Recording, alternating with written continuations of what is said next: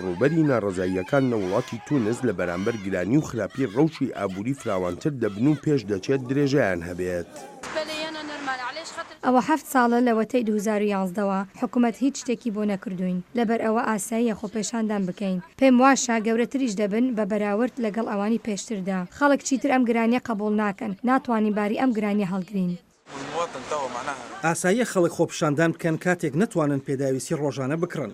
ساڵی پاریش هەر لە مانگەدا خۆپیشاندان هەبوو، بەڵام ئەم جارە زۆر تونتر دەبن.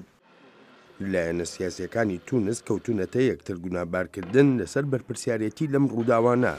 پارتی نیدا و بزوتنەوەی نەهزە کە هاوپەیمانی فەرمانڕەوای وڵاتەکان پەیامیان هەیە بۆ خۆپیشاندەران.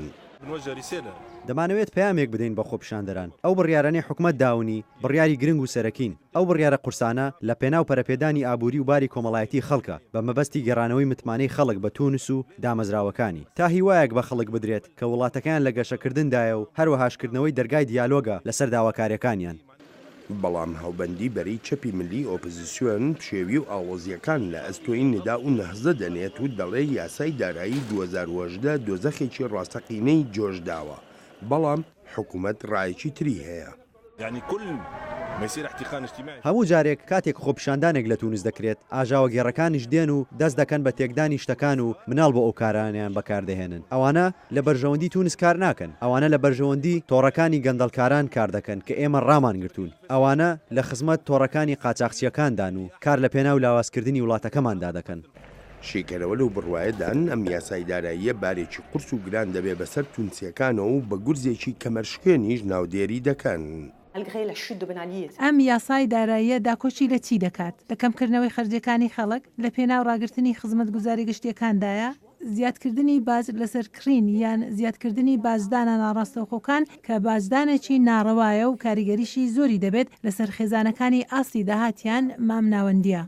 ئەمەش تەنها ڕاهەندی دارایی نییە، بەڵکو بێهیواییەکی زۆریشی بەرامبەر شۆڕشەکەی ساڵی 2011 تونس هێناوەتە ئاراوە.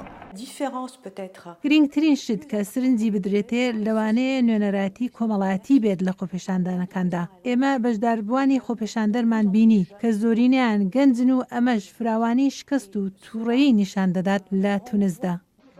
هاوکاتی ئەم ناڕەزایەتیانە شوێنێکی تایبەتی نوێژ و نزای جووەکانیش سووتێنراوە. وڵاتی تونس بە وڵاتێکی سەرکەوتووی بەهاری عەرەب ناودێر دەکرێت کە لە ساڵی 2012دا لە باکووری ئافریکاوە دەستی پێکرد بۆ ڕووخاندنی دیکتاتۆرەکان. وەلێ وەک چاودێر دەڵێن فەرمانڕەوایانی نوێیان نەیان توانیوە کێشەکانی هەژاری و بێکاری چارەسەر بکەن.